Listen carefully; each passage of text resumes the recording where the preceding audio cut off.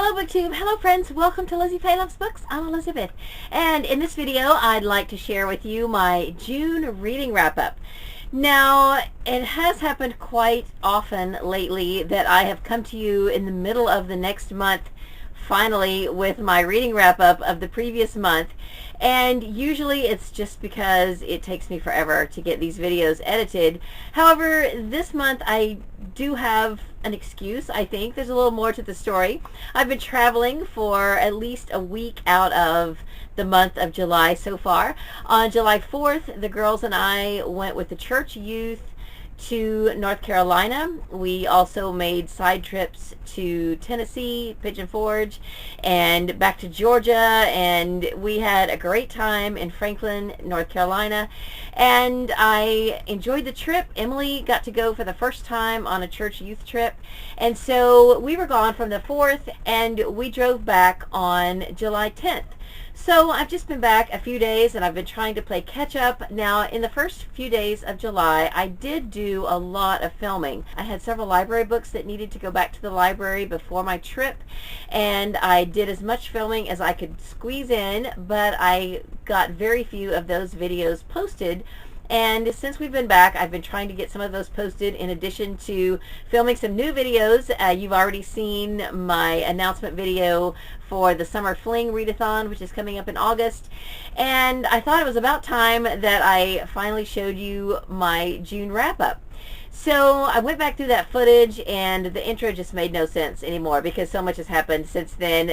So I'm just introducing this video again for you, and I'm going to be able to salvage all of the footage of me actually talking about the books. So let's go now to that footage already in progress.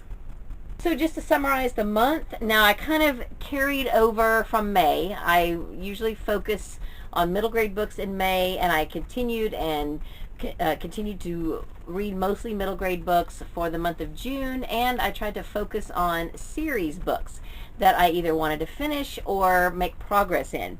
So I am happy to report that I finished 7 middle grade series. 3 of those were from start to finish. One was a duology, one was a trilogy, and one had 4 books. And of the trilogy and the 4 books, those were all audio, actually, and it was all audio, all of those that I did start to finish. So for the month of June, I finished a total of 32 books. There were 23 of those that were on audio, and of the print books, one of them was an ebook, and the rest were physical books.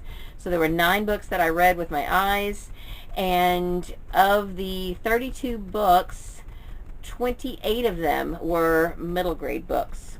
A couple of them you could maybe get by with calling them YA. They're right in between, so we're just going to call them middle grade. And then of the 4 other books that were not middle grade, one of them was a book of poetry. I listened to that on audio. That book was probably appropriate for any age if you could understand it. Poetry really goes over my head sometimes.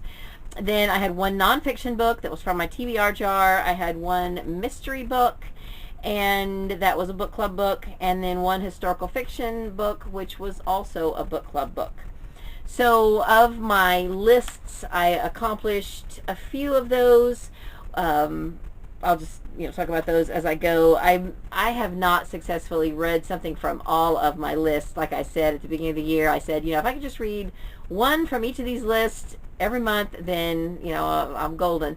But it's just not working for me to do it that way because I have a lot of themed months. So I don't know. We'll just have to see how it goes. So for July, I'm reading mostly comfort reads, and then August is going to be romance. So September and October, I'll be able to kind of try to read something from each list. And then November, we've got nonfiction November, and December, we've got Christmas books. So you see how that kind of works out to be just more themed months.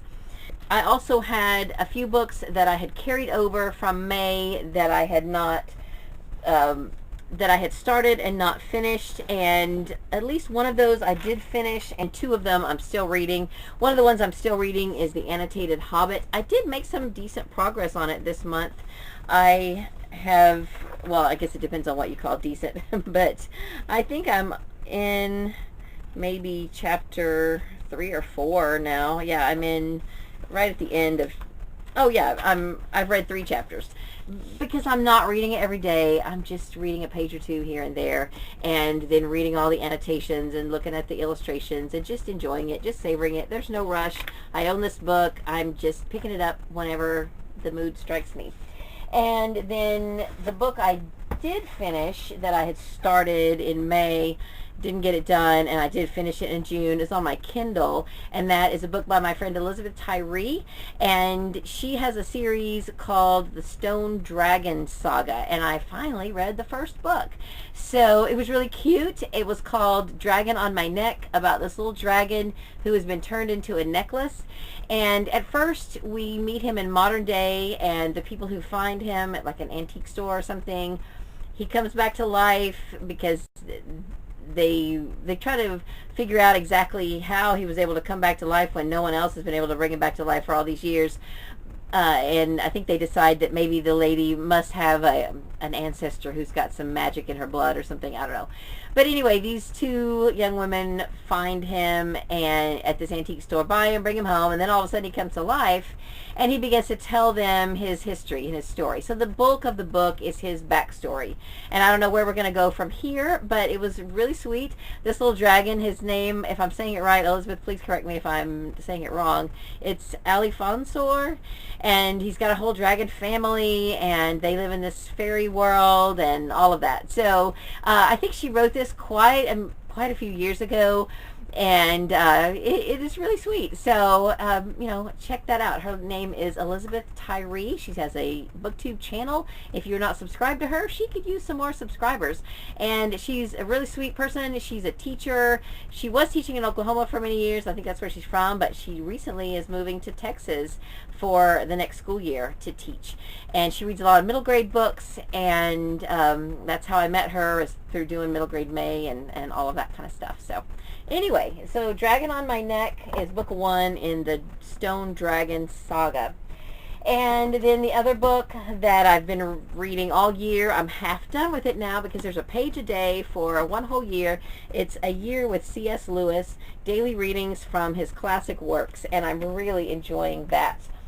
Then a book and then I read that every morning as part of my devotional, and also I read a page in the Journey magazine, which we didn't ever get the June one until right at the end of June. So I'm going to read the June magazine in July, and we may not get a July one because I have a feeling that the people who put that magazine together probably had to take some time away from work.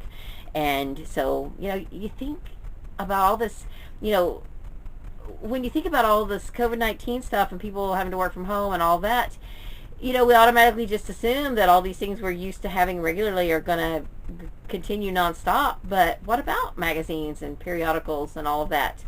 Is that considered essential? Not necessarily. Maybe the daily newspaper would be considered essential, but just a magazine is not necessarily considered essential. So I don't know. Anyway, I meant to bring that in here and I didn't. And then, oh yes, I did. Here it is right here. This is the June issue, but I'm going to be reading that in July. In my Bible, I read a chapter a day, and I am currently reading the 4 Gospels. At the beginning of June, I started the book of Mark. And Matthew, Mark, Luke, and John all together have 61 chapters. So I can read all 61 of those chapters in the 61 days of June and July. So I'm in the middle of Luke, and I will finish that soon and then move on into John and finish that by the end of July. So that's where I am with that. And the reason I'm bringing this up, A, it's a book and it's Booktube, and B, this is the top of my stack for my Stack the Series challenge, which is also my 20 by 20 challenge. So I'm reading this over a 3-year period, if you're new to my channel and you haven't heard me talk about that yet. Okay, then for the month of June, I still continued to carry over all of those that I mentioned that I'm not done with, Hobbit, and of course the C.S. Lewis book and my Bible reading. And then I had one other one on my currently reading list. I got about half done with this, but even that first half was piecemeal because it just wasn't working right. The CDs weren't working right in my car. Finally, on July 1st, I brought it in the house, and I've been listening to it. I'm trying to get done with it from start to finish before I leave on the trip, because I need to get the CDs back to the library. So this was my book club book for the Mystery Book Club last month, and I didn't get it finished. So I am listening to it now. Not crazy about it, and I already know how it ends, but just for the sake of getting through it, I am listening to it. So that is being read for July, but let me show you the other books that are not middle grade that I read in June. I mentioned book club, so I didn't finish, I didn't even tell you the title, All the Missing Girls by Megan Miranda. The interesting thing about this is that it's told backwards for the most part, and so that's different. And the other book club book that we read for June is Before We Were Yours by Lisa Wingate. This was for my regular literary book club. I did not get this finished in time for the meeting, but I have since finished it, and I loved this one. Heartbreaking, but it was a great book, very compelling. So it is a historical fiction about the Tennessee Children's Home and Georgia Tann, who was a real person, and she was a child trafficker. And then for July, for my mystery book club, we are reading One for the Money by Janet Evanovich. It's the first Stephanie Plum book. I listened to this on audio several years ago. This past month, I listened to a 3-hour abridged version just to refresh myself on it. So that's all I'm going to do of this one. I'm not a big fan of the series, but the group wanted to read something humorous, and that one came up, so that's what we decided to read for July. And then the book for my literary book club for July, I already showed in my TBR. It's Finding Dorothy by Elizabeth Letts. I had hoped to have gotten it done in June too, and kind of gotten ahead on book club, but I didn't make it. I'm listening to it right now. It's really good. And then my TBR jar. I am closing in on finishing, finally, the last 6 books that I drew out of my TBR jar, and I'm reading the last one right now, and the next to last one that I just read in June is called Growing a Healthy Marriage. It is edited by Mike Yorkey. This is published by Focus on the Family, and this was really good. What this is a compilation of different articles, excerpts from books, or whatever, by a whole lot of different authors, and it touches on a lot of different subject matter that might be of interest when you're talking about marriage, how it is within the context of marriage. So I really enjoyed this. I don't know that it gave me a lot of marriage advice, some, but I just enjoyed reading it. And even though it was published in the 80s and a few of the articles are a bit dated, I just thought it was very well done. It was nicely put together, and I did enjoy it. So then the other book that I wouldn't consider a middle grade book is a book of poetry, but the reason I read it is because I'm reading Newbery winners, and I just recently filmed a video about the Newbery winners of the 1980s, and one of those is A Visit to William Blake's Inn.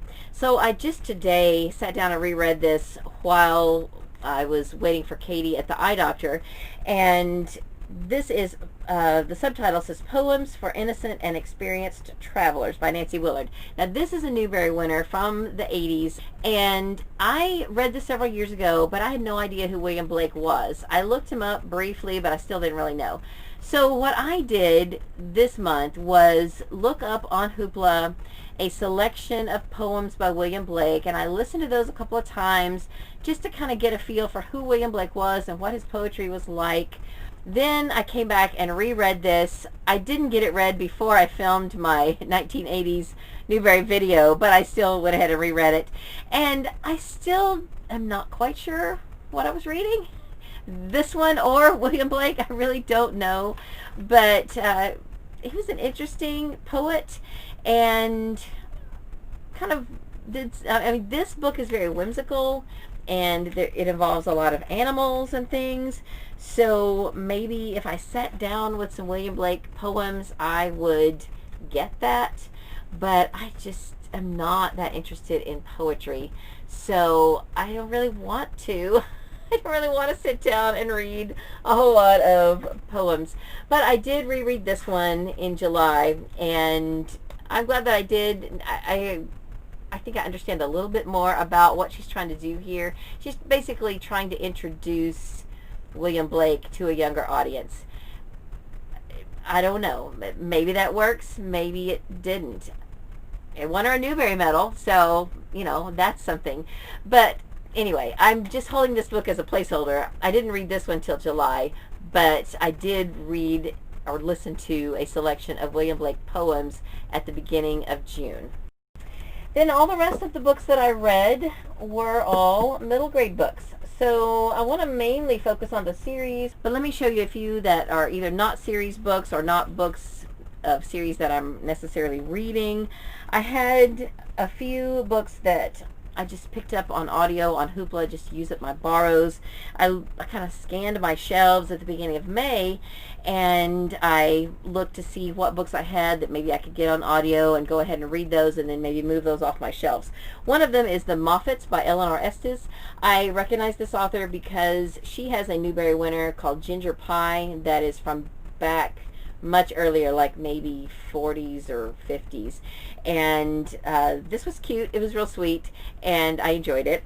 I listened to it on Hoopla, and I think it's the first in a series. I don't know if I'll read any more of the series, but I had this on my shelves, and so now I have listened to that. And I checked this out from the library because I listened to a book, another Newbery winner that's also from a previous decade, like 50s maybe, or I don't even know. It's by Irene Hunt. She wrote Up a Road Slowly. I really enjoyed that book, and I found this one on Hoopla. It's called Across 5 Aprils, and this is about a boy whose brother and cousin and other friends older than him have gone off to the Civil War, and it's the story of what happened to him from the April that the Civil War started to the April that it ended, which was 5 Aprils. Even Lincoln was shot in April. And so that's I think that's a clever name for a title, and I really did enjoy this book. This was the very last book that I read at the end of the month. It's what I was actually listening to at midnight when it went from June to July, but I'm still counting it for June. And these others are also Newbery related. These are a couple of Newbery honor books, so I've talked about these a little bit in the other video that may or may not be uploaded by the time this one's uploaded. This is The Sign of the Beaver by Elizabeth George Spear. This is a Newbery honor book from the 80s, and also Elizabeth George Spear, I believe, wrote The Witch of Blackbird Pond, which was a Newbery winner maybe in the 70s. And then I also read Graven Images by Paul Fleischman. He had a Newbery winner in the 80s. It's a book of poetry. This is a book of short stories. It's 3 short stories, and they're a little bit creepy, a little bit mysterious. Maybe not super creepy and not super mysterious, but a little bit. They were entertaining to a point, but I didn't love them. And then I also read a Newbery winner, or listened to a Newbery winner. This is I, Juan de Pareja. It is by Elizabeth Barton de Trevino, and I'm not even sure what year this was a Newbery winner. It's not the 80s or 90s. It's earlier than that. It is a biographical account of the slave assistant of a famous painter. I'm assuming famous, even though I don't really know much about the art world, and I haven't studied a lot about art history. And he was a painter himself, and I did look up a little bit about him and his artist that he worked for, and I really did enjoy learning about these two men and learning a little bit more about art history. I ended up reading 2 Newbery winners in the month of June because I was trying to get ready to do a video about Newberys from the 1980s, and I realized that I had never read this one, A Gathering of Days, a novel by Joan W. Bloss. This is a New England girl's journal from 1830 to 1832, and I talked a little bit more about this in my Newbery video that should be up by now. I did enjoy it. I thought it was very well told and a good introduction to what it may have been like in that time period in New England. And then a couple of ongoing series that I'm reading. I made a little bit of progress in. Every month this year I am reading one of the series of unfortunate events. So for June I read The Vile Village, and I really did enjoy this one. It amazes me how this author is able to come up with such completely ridiculous scenarios and make them so creative and different each time. This is really an interesting series, and dark but yet fun at the same time, but just very unique. And I finally read another one of the Diary of a Wimpy Kid series. This is book 8, Hard Luck, and this was really cute. These always make me laugh out loud, and I really enjoyed this one. Okay, so let's talk about the series that I finished that I had started previous to this month.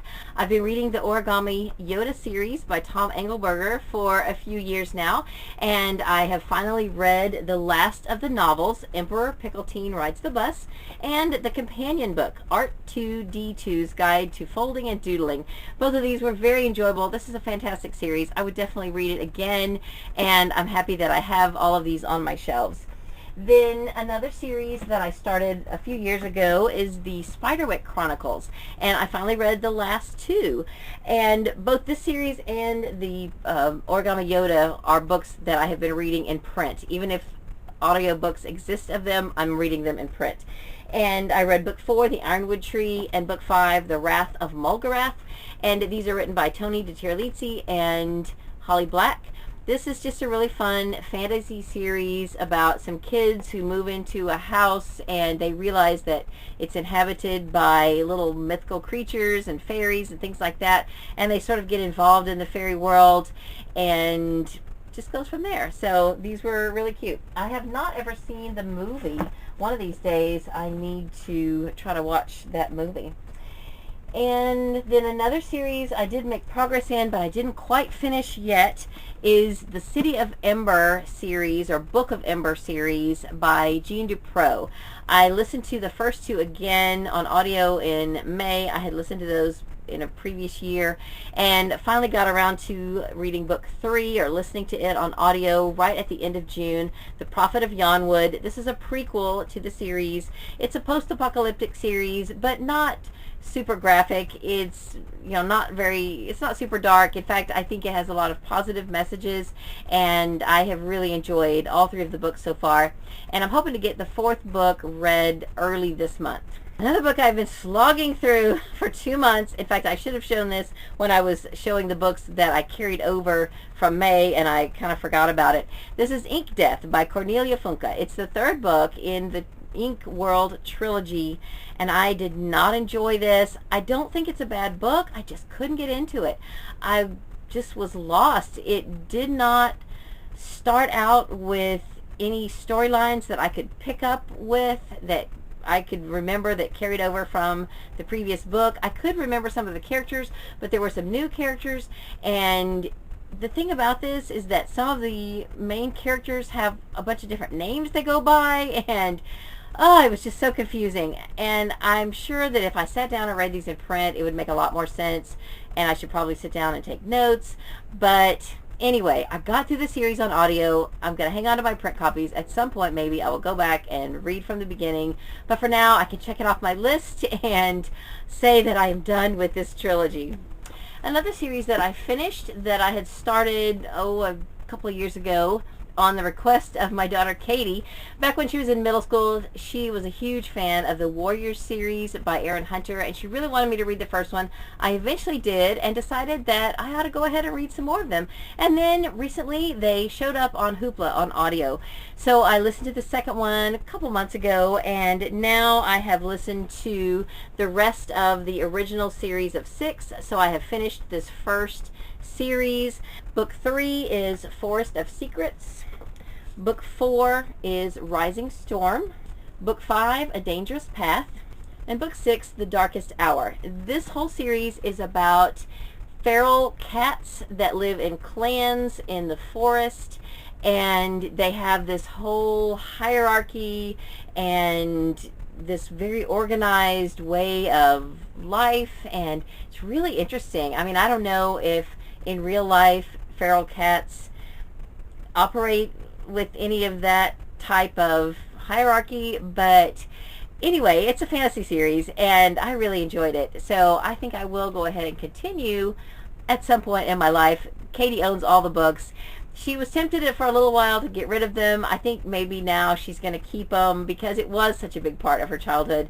I mean, if you asked her to name are the most important series that you read in elementary school and middle school, this would have to be one of them.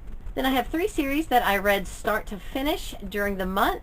I read the spin-off series of the 39 Clues called Unstoppable. I only own the 4th one, which is Flashpoint by Gordon Corman, but I will show you pictures of book 1, book 2, and book 3. They are written by various authors, and I don't have them in front of me, but this was a very enjoyable series. I have been reading the 39 Clues now for several years, and it continues to be a very good, adventurous series that I really enjoy reading.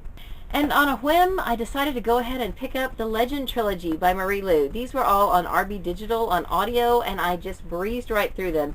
Legend is the first book, Prodigy is the second book, and Champion is the third book. And this is just a really good dystopian series. If you like Hunger Games, Divergent, anything like that, then I think you will enjoy this. Although these are not retellings of any of those. These are definitely their own story, very well done, and I think there are a couple of other series, the Young Elites, that maybe relate to these, but they're separate series. I don't know. I've got to look into it, and I really did enjoy these a lot. These would probably be considered more YA than middle grade, but I think still not inappropriate for a middle grade reader. And I have some books now I want to recommend to you. I just found these on Hoopla. It's a duology. I hope there's going to be more. Donna from Pure Donna Palimpsest, you might want to pick these up because these take place in Arizona, and these are awesome. I love these so much. The first book is Insignificant Events in the Life of a Cactus by Dusty Bowling. This is the Avon Green series. And then book 2, Momentous Events in the Life of a Cactus. This is about a girl with no arms. And in this book, it mainly focuses on all that she has to do to just kind of overcome that in regards to other people. She certainly knows how to deal with living with no arms. She's in middle school, and she has lived with it her whole life, and she's really good at doing whatever she needs to do. But she's at a new school now, so she has to kind of educate everyone on what she can do, and it's just really good. She meets a boy who has Tourette's, and they become best friends, and it's just delightful. Then in this book, it's just about her moving forward, and it's just wonderful. So I just really loved both of these, and I would highly recommend them. Another little book I listened to on Hoopla on audio is Goldie by Ellen Miles. That's the first in a series of books about pets. It's geared towards elementary school age students. In fact, Katie read that one. I think she even owned a copy at one point, and read several from that series when she was in like 3rd, 4th, 5th grade. And I listened to the first one on audio, and I thought it was really cute. It's called Goldie, and so it's about a little golden retriever puppy, and it was definitely worth the hour and a half or so that it took to read it. So I think that's just about everything that I read in the month of June. I would love to hear about what you read in the month of June, and if you read any of these books either in June or any time in your life and you want to chat about them down in the comments, I would love that. If you plan to read any of these books in your future, then let's chat about that too. So that's all I have for this video. I hope you're having a great day. Read a good book, and God bless you.